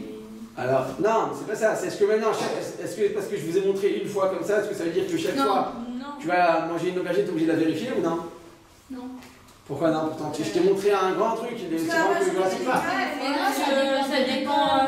Ça dépend de là? Des récoltes. Ouais. Je dis pas quand on ouvre un paquet de pruneaux ou de dattes et qu'on prend 5 dattes, je crois, et que c'est bon, normalement c'est bon. Mais ça, c'est la majorité des aubergines. Ça dépend, on en reparlera. Non, c'est pas ça, c'est que la majorité, voilà, comme a dit la grande majorité des aubergines ne sont pas infectées. Alors, c'est pas parce que tu as mis une photo avec un grand insecte que je vais devoir maintenant les vérifier. C'est pas la photo qui fixe la halakha. Il y a Rov, il y a Chazaka, il y a la majorité et il y a la présomption. C'est tout. C'est en fonction de ça qu'on fixe les statuts d'un aliment. Toute la Torah est basée sur ça. Ruba et Chazaka. C'est clair, Botaï? C'est clair pour tout le monde? Non, c'est pas tel légitim, c'est autre chose. C'est que le goût, il n'y a pas de transmission de goût. Là, il s'agit d'un aliment, on ne connaît pas son statut de cet aliment. On va savoir comment je le considère, cachère ou pas cachère. Selon Ruba et Chazaka. C'est clair pour tout le monde en Botaï? Vous vous rappelez qu'on a parlé de cet exemple? Vous ne vous rappelez pas? La Gemara, elle amène, c'est la Gemara dans Kiddushin. Elle raconte qu'une femme, elle est venue avec un enfant, je ne sais pas, de 13 ans, je ne sais pas, un garçon, sur ses épaules. Elle est venue d'un pays d'outre-mer. Et elle est venue, elle avait sur ses épaules comme un enfant comme ça. D'accord? Et finalement, l'enfant il a grandi. Et à l'âge de 20 ans, cette femme elle s'est mariée avec ce jeune homme. Elle avait 30 ans et lui il avait 20 ans. Qu'est-ce qu'on a fait? On a pris le couple, on les a punis, tués. Pourquoi? Parce qu'elle avait la chazaka, que c'était sa mère. Non, c'est pas sa mère, on n'a pas vu qu'elle a mis au monde. Elle est arrivée dans une ville avec un bébé dans les mains comme ça. Enfin, un bébé, il avait 10 ans. Elle avait dit à tout le monde que c'était son enfant. Et finalement, elle s'est mariée avec lui. Donc finalement, c'est vrai que c'était pas son enfant, c'était juste un enfant adopté qu'elle avait pris à la maison. Finalement, elle s'est mariée avec lui. La Gemara dit qu'on a tué ce couple-là. Pourquoi? Parce qu'il y avait la chazaka, la présomption que sur ce couple, elle c'était la maman, lui c'était l'enfant. Donc, bien se marier, c'était une interdiction de la Torah, c'était Chayav Mita. Donc là, on apprend qu'on peut même tuer une personne, même si tu ne l'as pas vu, tu n'as rien vu du tout. Tu n'as pas de preuve que c'est son fils, c'est pas ton fils, tu n'as pas vrai que son mari n'est pas marié. Le fait qu'il y ait une présomption qui pèse sur un aliment, sur un ustensile, sur un couple, eh bien, ça va leur donner le statut de certitude. C'est pour ça que les Ashkénazes, quand ils se marient, ils font Cheder Ichud. Cheder Ichud. D'accord? Parce que juste après la bracha, tu as fait la bracha Baruch Ata Hashem, Likonech Haolam. D'accord? Asher Kidesh, non, Melech Haolam. Asher Bara, c'est vrai, d'accord. Donc tu as maintenant, non mais la bracha des Yerousin, je voulais dire, la bracha des Yerousin. D'accord? Asher Asar Lanu Et Aaron. Considéré comme tel au moment où ils seront seuls. Et donc à ce moment-là, à Rabotai, on a une chazaka. C'est que ça la chazaka. La chazaka, c'est le fait qu'il y ait une présomption. Que même si on ne sait pas ce qui s'est passé, on a une présomption. Donc là, c'est la même chose dans le fruit. En général, même si on ne sait pas qu'il a été infecté, eh bien la majorité des fruits sont de cette sorte, de cette catégorie, ne sont pas touchés, ne sont pas infectés. Donc on a la présomption que le fruit est cachère. Ah, quand j'ai mangé ma pomme, je mange la pomme et tout d'un coup je vois la moitié d'un verre qui est en train de rendre l'âme, c'est que nécessairement, il est où l'autre moitié? Dans la bouche. Vous avez dit avaler.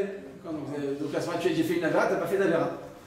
Pourtant, je viens de manger un verre de terre, ça fait combien de lavim dans la Torah? 5. Ça dépend. 7. Non, ça c'est à Tunis. 5. 4 quand il est, non, il est dans l'eau, marin. 5 quand il est terrestre. Et 6 quand il est volatile. Ouais, volatile. Non, pas volatile. 6 quand il est volatile, et 20.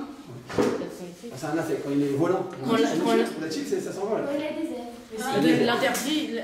Donc effectivement, donc à 4, 5 ou 6 lavim, à chaque insecte, là, vous savez qu'on mange, hein. Chaque insecte qu'on mange, c'est-à-dire que si ça a été touché, des fois tu prends un produit, tu prends du riz que tu as mal conservé, tu l'as laissé au-dessus de l'armoire de la cuisine, juste au-dessus de la gazinière, donc là-bas il y a une chaleur monstre, d'accord? Et là-bas en quelques jours ça va pubuler.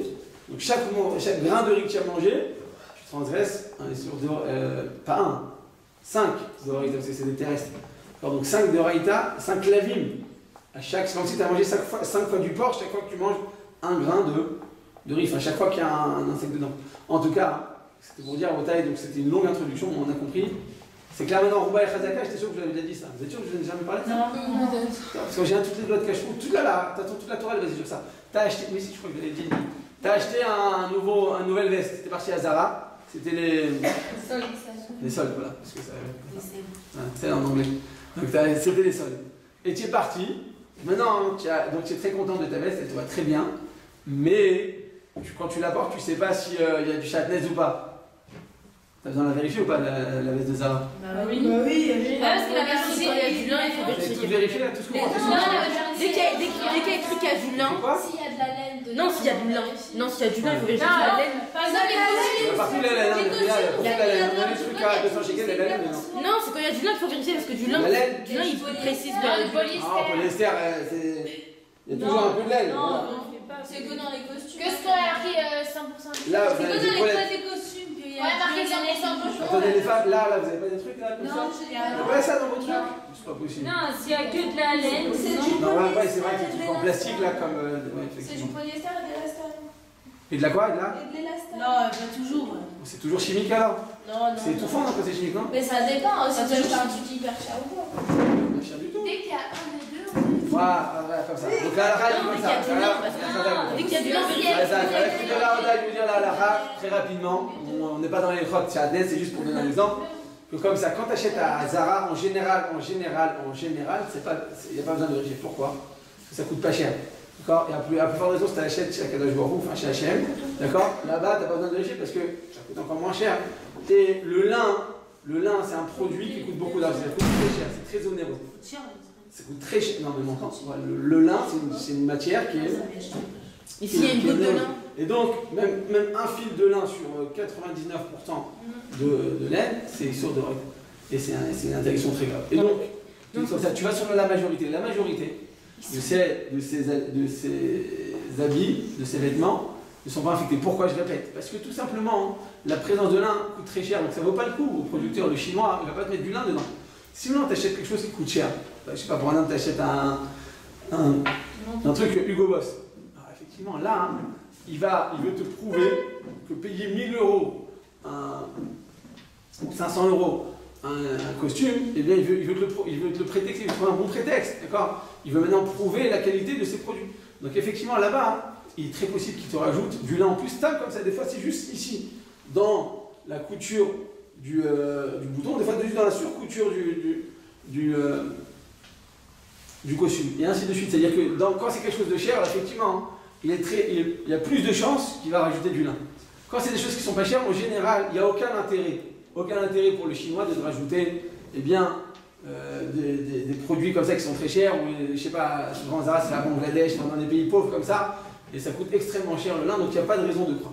Donc quand tu achètes quelque chose de pas cher, tu n'es pas obligé de le vérifier. Certains te marquent de tout vérifier. On m'a dit même certains qui vérifient même des chaussettes. Il y en a même qui vérifient des tapis, il y en a qui vérifient aussi des sapins et des lits. Ouais, tout, mais tu peux tout vérifier. D'accord, tu peux tout vérifier. Mais je répète, est-ce qu'on le vérifie à chaque fois on trouve du lin? Voilà, c'est très rare de trouver du lin. Chez du lin. Quand c'est Ou hyper ça chez Ikea. Dans un lit, ouais, en fait, j'avais dessus du mat, je sais plus, c'était. Bon, alors comme elle a dit Tamar, quand c'est fait en lin, là c'est sûr que tu vas vérifier pourquoi. Mais des fois, il y a des filles elles mettent une jupe en lin comme ça. Alors là, c'est certain de faire attention. Pourquoi? Parce que le lin ça coûte cher, donc tu payes plus cher, c'est vrai. C'est une texture comme ça, on reconnaît tout de suite le lin. Ouais. Et très souvent, qu'est-ce qui peut se passer? C'est que le producteur il va rajouter de la laine. Donc la laine, ça coûte pas cher la laine. Donc à ce moment-là, quand c'est en lin, là tu vas être doublement vigilante. Pourquoi? Parce que rajouter de la laine, ça coûte pas cher. Donc là, il peut très facilement te le rajouter. Mais quand tu achètes quelque chose qui est même en laine, Khana a dit quand c'est ou du lin ou de la laine. Non, quand c'est que de la laine, tu rajouter du lin, ça coûte beaucoup plus cher. Donc il faut voir si c'est quelque chose de marque, c'est quelque chose que tu as payé assez cher, alors, effectivement, sois vigilant. Quand tu achètes à Zara en général, il n'y a pas besoin de le vérifier. Je répète, certains sont en train de tout vérifier. Et si votre mari c'est un vérificateur de chez Adès, pourquoi pas? D'accord? Parce que chaque vérificateur coûte 50 shekels. Si tu vérifies tout ce que tu as à la maison, ça te coûtera des milliers de shekels. Pourquoi pas? Je répète, s'il y a une présomption, il y a Rouba et Chazaka. Donc tout ce qui est en viscose et un truc comme ça, là il n'a pas besoin du tout de vérifier. Mais même quand c'est en laine et que tu ne vas pas payer cher, alors c'est pas obligé de vérifier. Mais quand c'est en lin ou quand c'est en quelque chose d'une matière que tu as payé cher, à ce moment-là, très souvent, donc ils veulent prouver le prix élevé, ils veulent trouver des occasions et des prétextes. Donc effectivement, là, il faut absolument le vérifier. Donc en général, quand c'est quelque chose à Zara 200 shekels, en général, il n'y a pas besoin de vérifier du chez Adès. Hein? Est-ce que ça a un sens? Par exemple, on a acheté 2 manteaux dans un magasin et les deux avec la même matière, c'est juste des modèles différents. Les deux, on les a fait vérifier à Pati Athènes et après on achète encore un autre dans le même magasin, même tissu et tout. Est-ce que lui aussi faut le vérifier? Non, ça veut rien dire. Parce que. Mais c'est le même tissu. Même modèle. Non, si c'est le même modèle, oui. Non, Si c'est c'est pas le le même même tissu. modèle. Non, voilà, parce que des fois, je vous dis, des fois, à chaque fois on achète quelque chose de cher. Et là-bas, dans ce magasin, ils veulent prouver. Je dis, le lin, c'est considéré comme étant une matière onéreuse et chachouva, donc ils veulent, oui, rajouter des fois. Mais Donc on s'applique. c'est un quoi de vérifier s'il y a écrit dans le vêtement? Il y a écrit quoi? Ce qu'il y a écrit. Si, il va sur l'étiquette. Ouais, mais quand vous allez à Franprix et que vous achetez maintenant un aliment, vous appuyez sur ce qu'il y a écrit derrière. On a la contrefaçon aussi. Là, c'est d'Oraita, Tamar. C'est d'Oraita, c'est-à-dire que chaque fois qu'on porte un aliment, un habit, c'est une sur d'Oraita, il y a écrit toutes les filottes qu'on demande à Kodesh on n'est jamais exaucé chez Mishmar quand on porte le Shadès. C'est très très grave, le Shadès. C'est un choc, quoi, c'est-à-dire ça dépasse l'entendement, donc il faut être très vigilant. Mais il faut être vigilant selon la chot. Là, la chot, je viens de le dire. Quand c'est un habit qui coûte pas cher, d'accord, ou c'est un habit qui est fait ni de lin ni de laine, d'accord, en général, il n'y a pas besoin de le vérifier. Mais si c'est aussi de la laine qui coûte cher, on vérifie aussi. Même Ouais, si c'est pas du lin. ouais, oui, parce que la laine, on l'a dit, si c'est un aliment, si vous avez acheté une jupe, alors, je sais pas, je connais plus les magasins en France qui font des trucs chers, mais on va dire, je sais pas moi. Au centre. Non, pas au centre. Page. Mage. M-A-J. M-A-J-E. Ah, un match, un sorcier, non? Un jour ailleurs, c'est très cher. Avec un G, non? Ouais, je voudrais dire ça non. Ou un, deux, trois. Ouais, c'est trop. Bon, bref, Voilà, un truc cher. Et ben là-bas, tout ce qu'on achète, il faut vérifier. Je suis d'accord. Là-bas, même les chaussettes, je sais pas, il faut vérifier, parce que là-bas, on peut pas savoir. Ils peuvent mettre du lin, de la laine partout. oui, mais des fois c'est cher parce que c'est la marque, quoi. Non, mais la marque, je sais pas, vous achetez un truc à Florène, peut-être maintenant, votre pull, il coûte 300 €, c'est pas pour rien. Enfin, c'est souvent pour rien, mais en tout cas, d'accord, en tout cas, au niveau de la qualité, des fois c'est souvent de meilleure qualité, donc ils peuvent rajouter des meilleurs matériaux, et le lin en fait partie. C'est pour ça qu'il faut être Mais le vigilant. chardonnay, c'est pas mélange lin et laine. Si, mélange du lin et laine en même temps. Donc des fois tout est en laine, et la surcouture elle est en lin, ou inversement. Donc des fois c'est un fil, tout rentre, tout devient ça. Donc c'était juste pour expliquer, donc on a fini cette introduction, d'habitude je le fais en début de votre cache-route parce que tout est basé sur ça. Mais en tout cas, Rabotai, eh bien, on a quoi? On est dans une situation dans laquelle, eh bien, tu vas manger chez quelqu'un et tu vois que cette femme, en général, elle n'a pas l'air d'être une femme akpila. Elle ne se couvre pas la tête, elle ne s'habille pas à tsinout, d'accord? Elle te dit, écoute ma fille, j'ai fait pour toi, j'ai acheté des trucs spéciaux pour toi. Parce que si elle te dit pas ça, tu peux rien manger chez elle, d'accord? Si elle te prouve pas qu'elle a fait des achats pour toi, tu peux rien manger chez elle. Enfin, tu peux boire de l'eau, je sais pas, tu peux boire du coca, des produits manufacturés, mais tu peux rien manger. On est bien d'accord? Elle connaît pas. Même si elle a la bonne volonté, mais elle connaît pas la halakha, elle a pas fait tous les trucs, c'est compliqué. Il y a plein de halakha dans tous les domaines. De quoi? Et même boire dans un verre en verre. Verre en verre, non. Verre en plastique, quoi, pas verre en verre. Mais juste, vous avez dit que c'est pas une avéra si on mange dans quelque chose qui est pas milvété. Donc non, on est dit comme ça, on a dit. Que l'obligation, écoutez bien, c'est une bonne question d'Ivana, écrivez-le. L'obligation de tremper, je le répète, mais écrivez-le quand même. L'obligation de tremper un ustensile, c'est une obligation de Horaïta de la Torah. L'interdiction de consommer un aliment dans un ustensile non trempé, c'est d'ordre rabbinique, c'est particulier. C'est-à-dire que c'est d'ordre rabbinique, mais ça ne veut pas dire que c'est permis. C'est d'ordre rabbinique. C'est quand même si, c'est une avéra, c'est d'ordre rabbinique. C'est comme si on allait manger du poulet et du lait. On peut manger du poulet et du lait? Non. On aurait mangé du poulet, un sandwich avec du beurre et du poulet dedans. Cacher, hein, mais Adrien. Khalak, on peut ou pas? De Horaïta, oui. Non, on le ferait ou pas? Ça m'est arrivé dans ma vie, même dans mes rêves, même si je me suis trompé, je vais tout vomir. Ouais. On peut pas. C'est la même chose. Là, dans ce cas-là, c'est des rabananes. C'est pas bien. C'est aussi grave que ça. C'est juste que je viens juste expliquer qu'en cas de doute, ou en cas de bracha, on peut se comporter avec indulgence, mais ça ne veut pas dire que c'est permis. On est d'accord? Non, mais c'est moins, on trouverait une interdiction moins grave que si c'était Horaïta.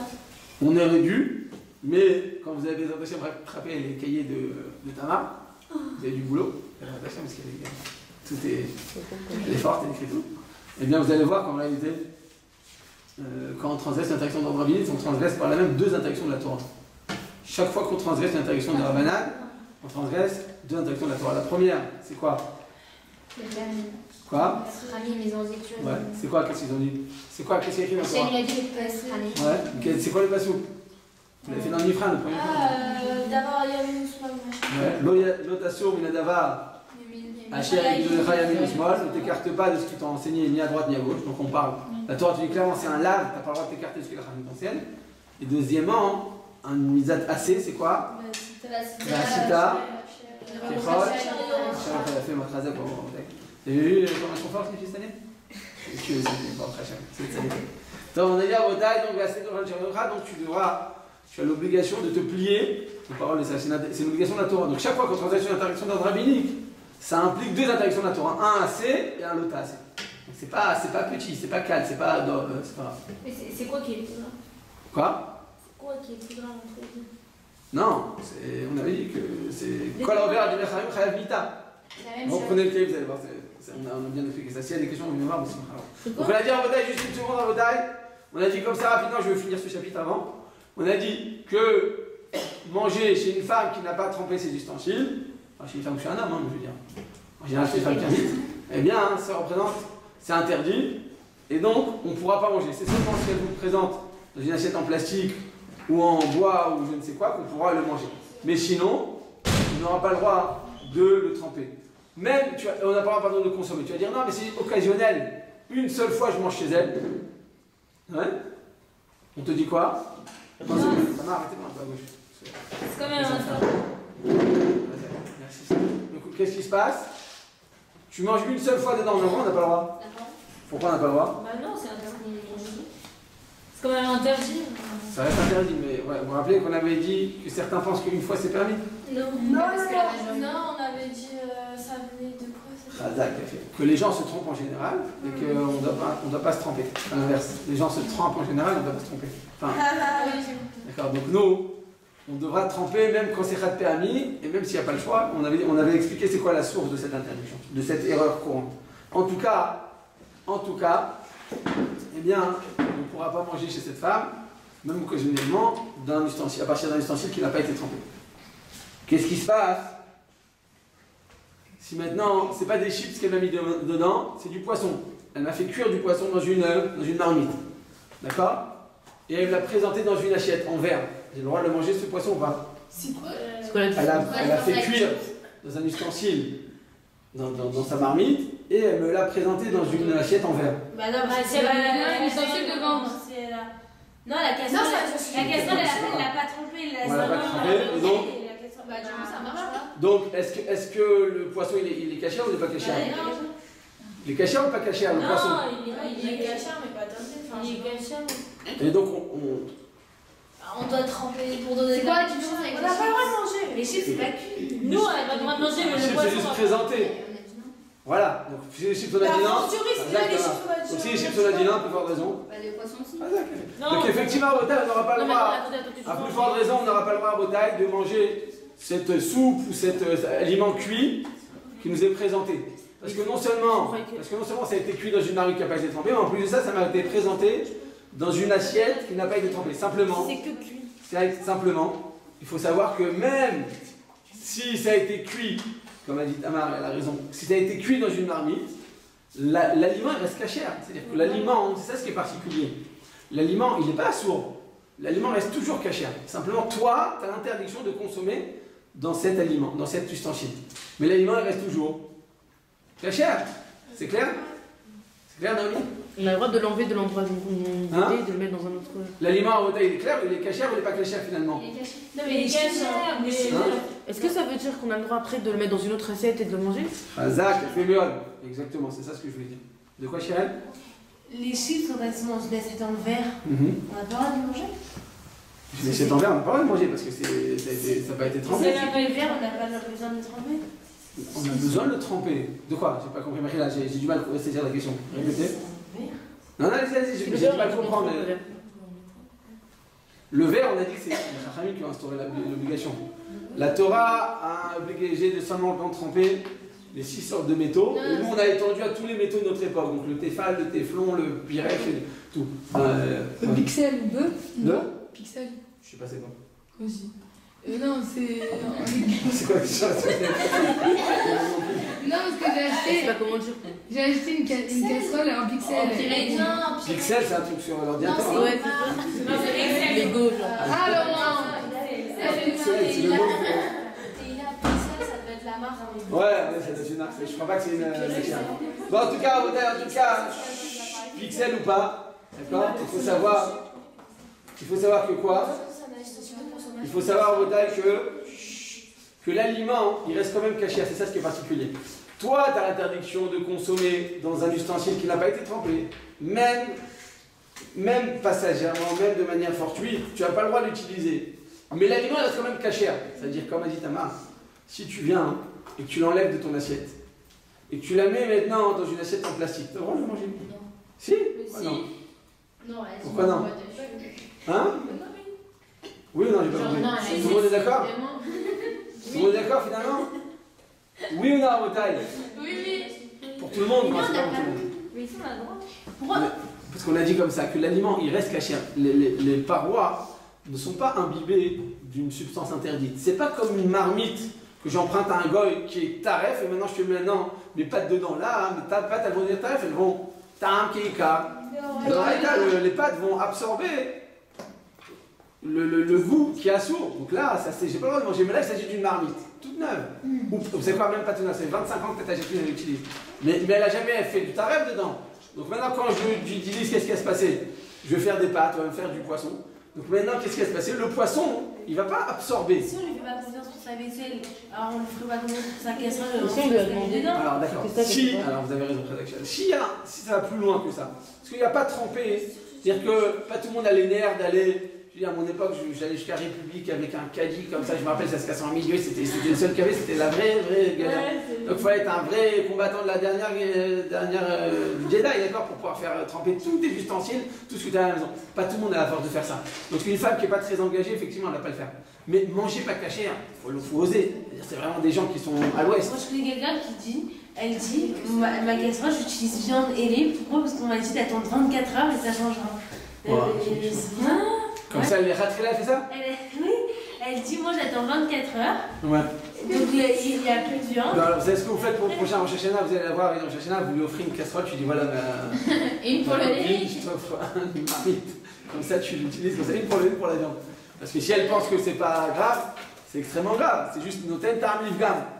La Torah, effectivement, dans ce cas-là, elle n'a pas interdit, mais il y a tellement de tacalotes, et puis il suffit que son fils il revienne de l'école et qu'il utilise la marmite dans les 24 heures, c'est sur de Horaïta. J'ai une question. C'est un gars, on va dire que on ne s'appuie pas sur ce genre de choses. En tout cas, là, en général, une personne qui fait quelque chose de taref, bah ça va être raison, on va dire que c'est plus facile de se tromper ou de faire des erreurs. Mais taref, on est d'accord qu'en général, si une personne, elle a un peu les bases, elle a d'une famille où les parents faisaient Shabbat, en général, manger taref, on le sait, la personne qui mange taref, tu le sais. quelqu'un qui mange vraiment taref. Déjà, ils croient qu'ils mangent pas taref. Et ils font pas du tout attention, ni à la cache, ni à comment on dit Bah, par ça exemple. va, ce qu'elle a dit, Thierry. Non, la salaison des. Comment on dit là? Ouais, mais le trépas qui a plus de salaison, le trépas qu'on. La plus, 95% de la viande en Israël, c'est un sourd de manger. L'État il permet plus de vendre de la viande pas cachérisée. Et en France, il y en a, la viande pas cachérisée, mais c'est très très rare. C'est-à-dire, ça coûte plus cher et puis c'est moins courant, on va dire. On va sur, même dans ça, on va sur le Rouba et Khazaka. Nous sommes la majorité de la viande, elle est cachérisée. Donc en bataille, c'est juste pour vous dire que, comme ça, on répète le cas. On a dit que ce poisson, et cette soupe qu'elle a cuit dans cette marmite, s'il s'agit d'une marmite dans laquelle il n'y a pas d'absorption de goût interdit, eh bien, le poisson ou la comment dire, la soupe, elle reste cachère. Elle reste cachère. Simplement, toi, tu n'as pas le droit de la manger. Dans ce bol, tu n'as pas le droit de manger. Comment faire? Alors, tu pourras le verser dans un ustensile qui est jetable. Donc, dans un ustensile en plastique, et tu le mangeras dedans. Ah, c'est l'archouma. Tu es à table avec tout le monde. D'accord, elle t'a invité. Et maintenant, tu vois mal demander un ustensile en plastique. Tu vas la vexer. Attends, vexer quelqu'un, c'est très grave quand même. Puis tu vas la dégoûter. Elle va dire jusqu'à que tu es venu chez elle à la maison. Ça fait 3 mois qu'elle te supplie de venir. Maintenant, sous la pression parentale, tu es obligé d'y aller. Et tu lui demandes de manger un truc en plastique, il ne va pas. Je te conseille pas d'y aller dans ce cas-là, parce que tu vas avoir plus de catastrophes qu'autre chose. Des fois, il vaut mieux rester loin. D'accord? Et honorer les gens plutôt que venir proche et lui faire du. Oui, mais elle la toucher cette personne. Que c'est censé de Ouais, elle doit le savoir, simplement. Hein. Maintenant, on ne va pas leur imposer, pas leur changer leur mode de vie, nous inviter une fois. On est obligé de trouver, eh bien, de manière discrète et essayer de. Simplement, genre gentiment. Mais comment, gentiment? Elle a 75 ans, votre grand-tante, et elle vous rassoit à la maison. Elle a fait des efforts pour aller partir au marché comme ça, porter des trucs cachers parce qu'elle sait que vous mangez que le truc méadrine. Et vous venez à la maison et vous lui dites écoute, t'as pas un truc en plastique. Elle est pas, la personne en général, elle est pas bête. Elle sait très bien que vous lui faites pas confiance. C'est vexant.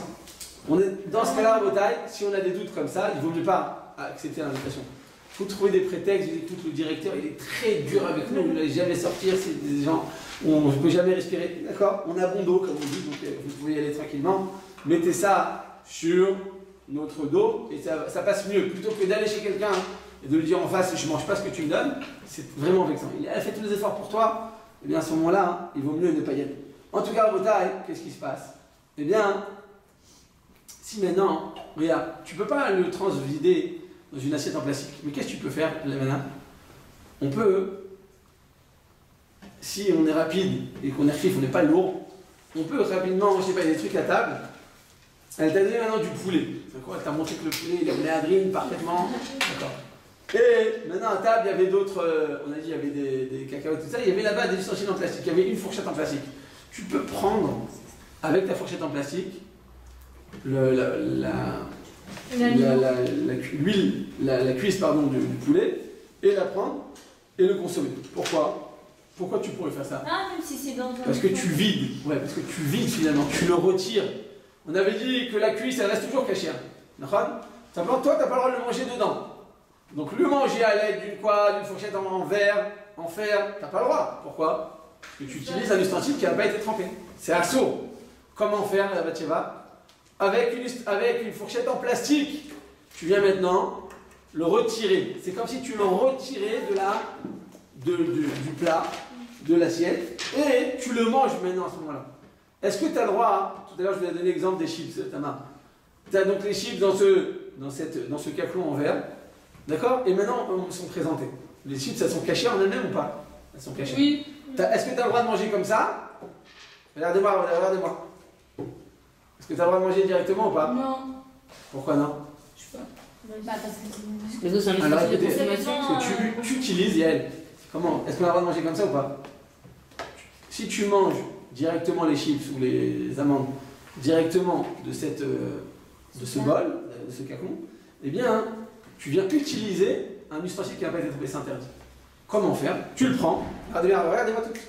Tu le prends et tu le poses sur ta main gauche. D'accord? Main droite, tu le poses sur ton assiette, sur ton. D'accord? Et Tu si le on poses sur la table. sur la table. On peut pas en mixer de la table. Non, mais c'est des chips. C'est d'accord, c'est des amandes. Ou bien, très souvent, quand on t'est invité chez quelqu'un, il te met sur le canapé et tu as une table de salon et on t'amène le plateau comme ça avec tous les amuse-bouches. Donc tu viens. Alors ne prends pas directement dans ta bouche. Pourquoi? Tu poses sur ta table.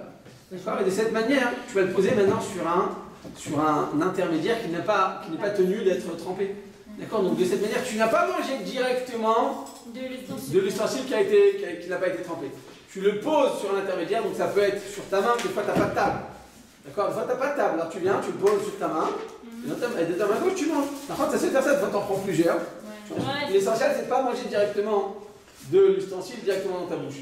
Tu viens, tu enlèves l'ustensile, tu le poses donc sur ta main gauche, tu le poses sur la table. Non, tu es sur le canapé, il n'y a pas de table, des fois il n'y a pas de table de salon. Il n'y a pas de place dans la salle à manger. Tu peux le mettre sur ton genou, tu es assise comme ça, d'accord? Tu viens, tu fais comme ça, tu poses et après tu manges. Ah, c'est pas très élégant, c'est pas en chinois, on fait pas ça en chinois, on peut dire les bizarre, c'est là. D'accord? Mais tu es comme ça, si ça passe discrètement, tu le poses par un intermédiaire, tu ne manges pas directement de cet ustensile qui n'a pas été trempé. De cette manière, à vos tailles, eh bien, c'est pas considéré comme étant une utilisation d'un ustensile qui n'a pas été trempé.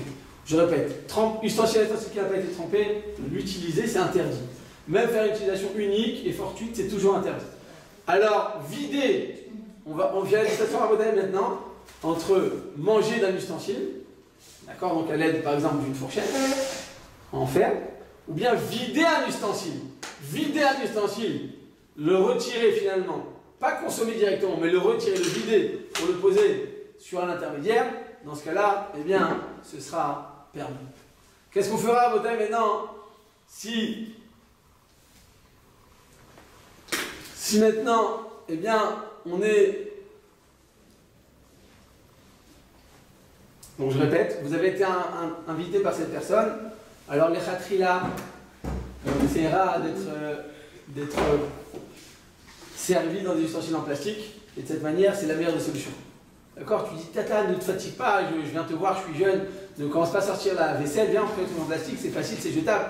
D'accord? Si tu arrives à le faire discrètement, qu'elle est sympathique, qu'elle les oreilles mettent, qu'elle ne s'arrête pas sur chaque truc que tu as dit oui, c'est que alors à ce moment-là, ça passe. D'accord? Si tu sens que c'est pas possible, alors à ce moment-là, même si elle te les a présentés dans des ustensiles en verre, la plus forte raison en fer, et que tu le manges par un intermédiaire, d'accord? Des fois, même, tu sais, des fois, tu as des petites serviettes comme ça en papier, et tu peux mettre maintenant ce que tu as choisi. Tu as pris des chips, tu as pris des cacahuètes et tu as pris des amandes. Donc tu les poses dessus, après tu manges. Mais c'est bien, ça passe encore, ça c'est encore pas mieux. Donc on fait la distinction entre manger directement d'un ustensile qui n'a pas été trempé, ou bien vider un ustensile, ça ce sera permis. Donc manger, c'est interdit, est-ce que vider, c'est permis? C'est clair à votre avis pour tout le monde? Oui, j'ai une question. Oui. Si c'est selon la marmite qui a cuit le poisson, par exemple, qui n'est pas milieuté, mais qu'on utilise une assiette en plastique. Oui, c'est permis parce que le poisson, il reste permis. Il a été cuit dans une marmite qui n'a pas été trempée, donc le poisson reste encore permis. Vous le consommez, quand maintenant je vous le présente ce poisson, je vous l'ai présenté dans une assiette en plastique. Donc vous le consommez à l'aide d'un ustensile qui n'a pas besoin d'être trempé, donc c'est bon. On a le droit d'être là de manger dans ce cas-là. Pourquoi on trempe les marmites alors? Parce qu'on a dit que c'est un ustensile de consommation. Bah là aussi, hein. Non, j'ai pas compris. Si on a cuit, dans ce cas-là, il n'a pas fait le migvé, je parle vraiment d'une marmite qu'on n'a pas fait. Mais un migvé, un poisson est toujours dans le migvé, il est toujours caché, il est toujours sous l'eau le poisson. Non, c'est... J'ai pas compris, t'as répété. Tu dis que la casserole en fait elle n'a pas été trempée. Ouais, j'ai compris alors. Non, Et alors, c'est quoi le problème? On est que l'animal est toujours caché. Un ustensile qui n'a pas été trempé, il est interdit, mais l'aliment qui a été trempé dans un ustensile qui n'a pas été trempé, il est permis, c'est clair. Donc le poisson est toujours caché. C'est clair? Oui, mais alors pourquoi normalement on est censé tremper les marmites si de toute façon ça se cache quand même? Genre même chez nous, si on cuit dans quelque chose qui n'a pas fait migrer, quand on utilise une marmite qui n'a pas été migrée et qu'on cuit plein de choses, on peut le faire vu que c'est pas... Ça ne veut pas dire que la Bediavad c'est permis, qu'on a le droit de faire le khatrila. Les chachamim, il y a quand même l'obligation de tremper cet ustensile qui est minatora. Mais simplement l'aliment qui cuit dedans, il reste caché. C'est ça ce qui est particulier. C'est-à-dire que la Torah nous oblige de tremper les ustensiles, mais si ça n'a pas été trempé, on a le droit quand même de le manger. C'est particulier, c'est vrai. Dans les autres ustensiles, c'est pas comme ça. Quand c'est Bassar Bechalab ou quand c'est Taref, c'est pas comme ça. Si c'est assourd, tout est assourd. Là, ce qui sort de cet ustensile, il est caché. Faut tremper, c'est tout. Là, il faut tremper à tout prix. Simplement, est-ce que nous, on peut le manger? Oui, on peut le manger. Est-ce qu'on peut manger dans ces ustensiles? On ne peut pas. On peut vider les ustensiles. Vous avez fait la distinction à vos tailles? C'est clair pour tout le monde? Naomi? C'est clair, il y a elle. C'est clair ce que je viens de dire, parce que là je viens de dire c'est fin. Vider un ustensile, on a le droit. Manger dans un ustensile, on n'a pas le droit. C'est clair pour tout le monde? Avec du plastique. Pour tout le monde en bouteille? Oui. Ou bien dans le plastique, c'est l'idéal. Ou bien Mais avec une fourchette par l'intermédiaire, on ne mange pas directement dedans. Avec une fourchette en plastique. Ouais, vous savez quoi?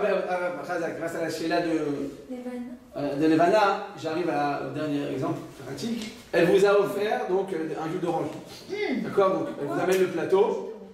Elle vous amène le plateau vous êtes assis sur le canapé. Elle vous pose le plateau sur la table du salon. Et la table basse. Et voilà que maintenant elle vous pose. Et là, tu as des pailles. Donc là, c'est magnifique. Qu'est-ce que tu fais? Tu prends ta paille et tu bois direct. Tu bois pas dans le verre. Alors ça, je répète, on n'a pas le droit de faire ça. Tu bois par la paille. La paille, c'est en plastique. On n'a pas besoin de la tremper. Quoi?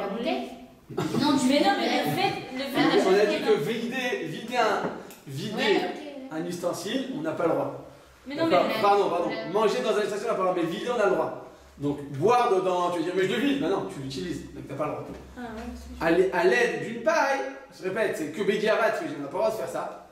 Mais si maintenant, il n'y a pas de verre en verre, et que maintenant, elle te dit, bon, bois ma fille, après, tu n'as pas besoin de manger le reste, alors on va dire que là, tu viens essayer de limiter les dégâts. Alors, ouais, bois dans cette paille, et de cette manière, tu ne vas pas rentrer en contact directement avec le verre qui n'a pas été trempé. Mais c'est quand même considéré comme étant utilisé. C'est pour ça que je dis que Bédiavat. Mais c'est pas comme boire directement dans le verre. C'est clair pour tout le monde, Arotaï? Oui, pour tout le monde? Donc, Adonai, le Olam.